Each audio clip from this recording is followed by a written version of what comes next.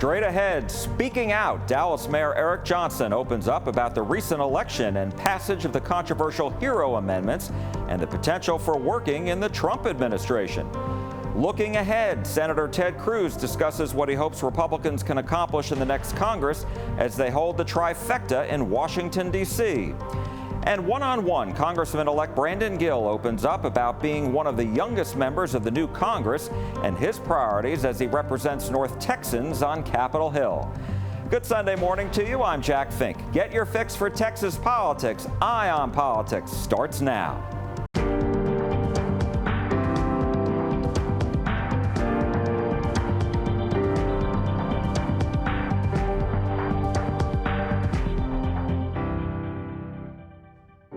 Hello and welcome to Eye on Politics. With President-elect Donald Trump about to re-enter the White House and majorities in the House and Senate, Republicans will have the trifecta in Washington, D.C. On Tuesday, I spoke one-on-one with Senator Ted Cruz, who just won his third term in office, about what he believes Republicans need to do to deliver on their promises starting in January. Absolutely. We have a real obligation to deliver on our promises. And if you look at the election, there are a number of things that came out of the election that I think are a real mandate and a mandate for change. Number one, we will secure the border. I think Texans and people across the country are deeply dismayed with Joe Biden and the Democrats' open borders.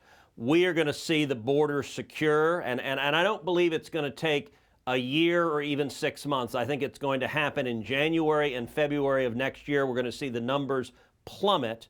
We're going to follow it up by having Congress pass legislation providing funding to ensure that we secure the border and keep our communities safe. So that's right at the top. I think also there is a clear mandate to get the economy moving, to get inflation under control. There are a lot of elements of that. One is reining in out of control spending from Washington. But another critical element of that is ending the Biden administration's war on energy and Texas oil and gas. And that also is going to end on January 20th. And we're going to see Texas and America become energy dominant. That's going to reduce prices, not just at the gas pump, but prices at the grocery store and prices that Texans and Americans are paying every day. We're also going to see a focus on safety and security, supporting law enforcement, getting violent criminal illegal aliens off the street. That will keep our families safer. As you know, President-elect Trump has said that he's going to impose tariffs on Mexico, Canada, and China on the first day he takes office on January 20th. Some economists have warned that tariffs, which are taxes on goods and services from foreign nations, could raise prices, and that will be passed along as all tax increases are passed along. And so I'm wondering, Texas is a big trade state. What concerns do you have about this, and what should people know? Well, to be clear, Trump did not say he was going to raise tariffs. What he said is he would impose a 25% tariff on Mexico and Canada unless they actively assist in stopping the illegal immigration at our open borders. And I got to say, the threat of tariffs, I don't think he is proposing this as an economic policy going forward. I think what he is doing with Canada and Mexico is using it as leverage to get their help in securing the borders. And I got to say, it's already producing results. We saw Prime Minister Trudeau from Canada fly down to Mar-a-Lago and agree to work with him on securing the border. And we saw the President of Mexico commit that she too would work hand in hand. That is exactly how, in his first term, President Trump negotiated the Remain in Mexico agreement with Mexico. He threatened a tariff on Mexico. It brought them to the table. It got them to be partners. And it worked. It produced the lowest rate of illegal immigration in 45 years. So I don't expect these tariffs to go into effect because I think they are already having their intended purpose, which is to force Mexico and Canada to become active partners in solving this public safety and national security crisis that Texas and America are facing at our borders. And you are going to be chairing now the Senate Commerce, Science, and Transportation Committee. What's your first priority as chairman? My number one priority in the Senate is jobs, jobs, jobs. And the Senate Commerce Committee has jurisdiction over about 40% of the U.S. economy. So if you care about jobs in Texas, there are very few positions in all of government that have greater leverage to fight for Texas jobs than the chairman of the Senate Commerce Committee. And so my focus is going to be on unleashing investment and innovation. Right at the top of that list is going to be spectrum policy, moving more and more spectrum to the private sector, because that unleashes billions of dollars of new investment. It creates tens of thousands of high-paying jobs. Space is going to be a major priority. We're seeing, again, tens of thousands of high-paying jobs in commercial space in Texas. It impacts Texas profoundly. Another major priority is going to be college athletics and NIL and the chaos that we're seeing in college athletics. We're going to take up and pass federal legislation to protect college athletics and ensure that it continues strong going forward. And I will mention another major priority is going to be artificial intelligence. We've seen the Democrats wanting to put the government in charge of AI and set up a prior approval model. I got to say, Jack, that is a regime almost designed to ensure that America loses leadership in AI and cedes it to other countries. I don't think that's going to happen, and I'm going to work to ensure that America leads the world in AI innovation, because that means jobs in Texas and all across the country. President-elect Trump has obviously nominated a lot of people to be in his cabinet. Do you have concerns about any of them as far as their past positions, their past actions? Listen, I'm very excited by President Trump's cabinet nominees. I've met with many of them. I know most of them personally. I think it is an exceptionally strong slate of cabinet nominees, and I believe all of these cabinet nominees are going to be confirmed. Hours after we spoke Tuesday afternoon, a bipartisan bill by Cruz and Democratic Senator Amy Klobuchar of Minnesota aimed at cracking down on what's called AI-generated deepfake revenge porn passed unanimously in the Senate. Cruz developed the bill after meeting a North Texas teenager who was victimized by this problem. And she woke up in tears crying to her mother. That is wrong. The Take It Down Act, number one, makes it a criminal offense to post that content. But number two, critically, it puts a legal obligation on the tech platform to take that material down. Ellison spent 9 months trying to get Snapchat to pull these images down.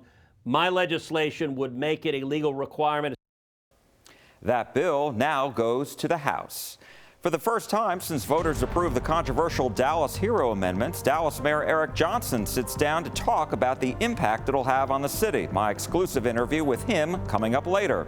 And next, a new member of Congress from North Texas tells us his priorities when Eye on Politics returns. Welcome back to Eye on Politics. Now our one-on-one conversation with Congressman-elect Brandon Gill. The 30-year-old will be representing the 26th Congressional District in North Texas. And at the age of 30, he is the youngest Republican member of Congress on Capitol Hill. And he was just voted freshman class president. I mean, we have a very, very, very clear mandate from the American people right now. And to be clear, that's President Trump's mandate. That is not anybody else's. He is the leader of the Republican Party right now. The biggest priority that we have to have on our plate is the border. If you look at the past 4 years under President Biden, we have seen it has been absolute chaos on our southern border. I mean, we've seen economic estimates that the border crisis right now is costing upwards of $150 billion to American taxpayers. We've seen municipal governments have to cut back on funding for firefighters, for police officers, to pay for the border crisis, to house illegal aliens that Joe Biden has brought into the country. You can see what it's doing with the fentanyl crisis.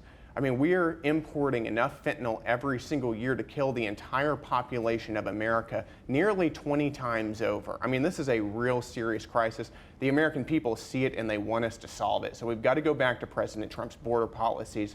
We've got to build the wall. We've got to secure the border. And then we've got to look at mass deportations as well. The onus is on Republicans now to act, right? That's it. That's exactly right. There's no more excuses.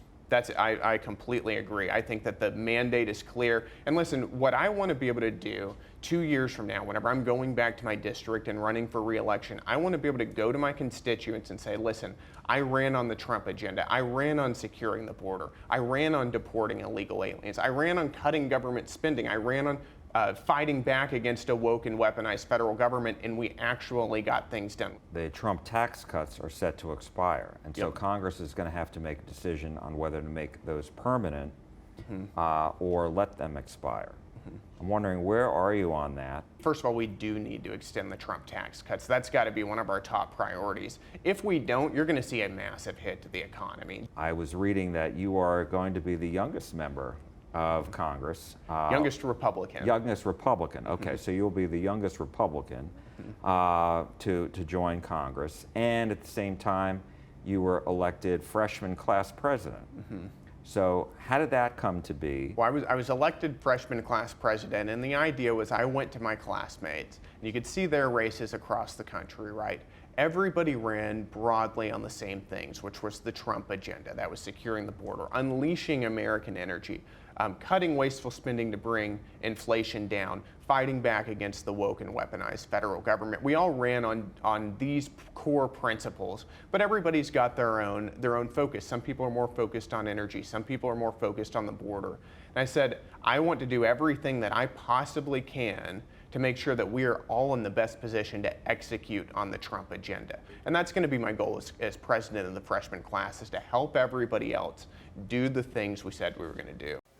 From Congress to Dallas City Hall. Up next, my exclusive interview with Mayor Eric Johnson. I listened to his answers about the controversial Dallas Hero Initiative and if he's had any conversations about working for the Trump administration. When Eye on Politics comes right back. Now to my exclusive interview with Dallas Mayor Eric Johnson. For the first time since last month's election, the mayor weighed in on the controversial Dallas Hero Initiative and two of its ballot propositions that passed. I also asked him if he's had conversations about working in the second Trump administration. The reality is I'm not very worried about it. This has to do with, I think, understanding what the spirit was behind those propositions and what the voters were trying to tell us. I'm with the voters on this. I have been saying for almost exactly 5.5 years now that we have to make public safety our top priority in this city. I've been saying it over and over and over again, and I didn't get that from nowhere. The voters in this city, the residents of this city, want public safety to be our top priority, and they also understand that we need to hire more police officers. So Prop S and Prop U really kind of work together, and it's sending a message that I hope everyone is, at City Hall is hearing this and hearing the message clearly. They want to see us hire more officers. They want to see us pay our officers a little more. They want to see us shore up our pension, and that's what Prop U requires that we do. And Prop S says, and we want to be able to compel you to do it. And that's what this whole system of being able to have standing to sue the city if it's not following its own ordinances. That is wonderful in theory. I support that very much. The problem is in the execution. It's a little bit unwieldy to have enforcement through litigation. We don't want to be tied up in court constantly paying lawyers legal fees to bring lawsuits to get us to do what we're trying to do anyway. So that's my concern about Prop S, is that's a litigation bonanza potentially. And Prop U is also well-intentioned. I support the idea. It's just not how I would have gone about doing it. I think we, though, in the next 2 years, which is how long we have to work with Props S and U until we can revise them, I think they're workable. I think we'll be able to figure out how to get through this period and effectuate the spirit of it without actually doing some of the things that I think you heard some people saying during the campaign. It's not going to destroy the city of Dallas. It's not going to bring us to our knees financially. It does force us to put our money where our mouth is on public safety, and I don't think that's a bad thing. You came under some criticism from the Dallas Morning News for writing an op-ed saying you opposed all of the ordinances. And they said your leadership was absent. So how do you respond to that? Because they took it to you. They criticized you and other former mayors were not happy that you weren't part of the team. Well, we only have one mayor at a time in this city, fortunately, and that's me. So former mayors notwithstanding, we call it Tuesday around here when the Dallas Morning News criticizes the mayor. I mean, that's sort of standard operating procedure. That doesn't bother me in the slightest. But here are the facts. I didn't actually say, and I want to clarify what you just said, I didn't say that I am opposed to all the propositions, but I did argue that we should vote against them all. And that might sound like a little wordplay, because here I'll explain. Yeah. There were propositions in there, or I should say, charter amendments in there that I actually very much supported, like creating the Office of Inspector General as a standalone entity within the city charter. Wonderful idea, wonderful idea. But the problem is there were some charter amendments in there that were not wonderful ideas, like legalizing marijuana, which didn't get a whole lot of attention from the group that you're referring to that was critical of me. They didn't criticize a lot of things that I would have hoped if anyone was going to bother to come up with a campaign at the 11th hour to try to tell voters to vote for this and vote against that. That was already a flawed strategy, to be perfectly honest with you. To try to tell everyone in the city that they should, vote for this one and this one, but not this one, and vote for that one, but not that one. The safest and easiest thing to do, in my opinion, which is why I argued for it, was even though there were going to be some good ones that went down, like the Office of Inspector General, vote against them all, because if none of them passed, I had a legal opinion from our city attorney that said we got to have an immediate do-over. An immediate do-over, and that's what I wanted. I want us to be able to come right back and come with some well thought out charter amendments that actually would have accomplished what propositions S, T, and U wanted to do, but more effectively, plus did the Office of Inspector General, but didn't do the marijuana legalization. And I also think that paying, a pay increase for the council and the mayor, all those were wrong-headed ideas. One of your friends from your state legislative days has now been tapped by President-elect Trump's Scott Turner to be HUD secretary. Yes. And so I'm wondering, have you received any calls from him, and whether there have been conversations about joining the Trump administration, maybe in HUD as a regional administrator or something else? Well, I'll tell you, for me, first of all, my focus is on being the mayor of Dallas and doing the best job I can being the mayor. I mean, I love my city. I have had no greater honor in my life than being elected mayor of this city. I loved my time in Austin serving our state. Whether or not I'd be willing to serve our country, I think that would depend on a lot, but my focus is on being the mayor of Dallas. Now, as far as Scott Turner is concerned, I definitely have talked to Scott, reached out to him to congratulate him, because I think he's a wonderful human being, very smart, very hardworking, will do a great job as our HUD secretary, and I want to make sure he knows that Dallas needs to be at the front of the line for anything that HUD's going to be doing that's going to help make our cities more prosperous, stronger, and safer. So I definitely am going to continue to have that dialogue with him that we've had since we served together in Austin. I mean, we've been friends and colleagues for a long, long time. You made headlines recently about your support for President-elect Trump's mass deportation policy as it relates to criminals. So talk to me a little bit about that, and were you expecting some pushback from members of the community about that? Well, I haven't seen a policy yet, and so let's be clear about something. The President-elect has spoken some broad strokes about what he'd like to do with respect to, I think people are calling it a mass deportation program. But here's what I'm hearing him say, and that I'm grateful for. I'm hearing him say that he wants to take seriously, for the first time that I can recall in my life, he's taking seriously securing our border and making sure that people who are in this country illegally, let's be very clear about this, in this country illegally with violent criminal histories are deported. I'm not sure who is opposed to that policy, but I certainly don't understand that. I don't understand anybody who would push back against wanting to deport people who are in the country illegally and have violent criminal histories. So I think that's a wonderful place to start. And I think we'll be busy as can be just getting that done. And so yes, as a mayor of a top 10 American city, that has fought for 5.5 years to try to make this the safest big city in America and has had success in doing it. I believe that is an absolutely necessary tool in the toolbox that we have to get under control. We have to take seriously when we say that we prioritize public safety and it's our top priority. We have to take seriously when we say that we're a nation of laws. And so if someone can't get on board with deporting people who are illegally in the country and committing violent offenses, then that person is telling you, without telling you, that they are for open borders. And I don't support that. And remember, you can watch the full interviews of everyone today on our YouTube channel. Just search CBS News Texas and click on the subscribe button. There's also an Eye on Politics playlist where you can catch up on any shows you may have missed. That's all for Eye on Politics this week. Thank you so much for watching. I'm Jack Fink. I am listening, and we are listening to you at CBS News Texas. Quick programming note, next Sunday morning we will bring you the BMW Dallas Marathon from 7 until 8 a.m. And that doesn't mean politics stops, though.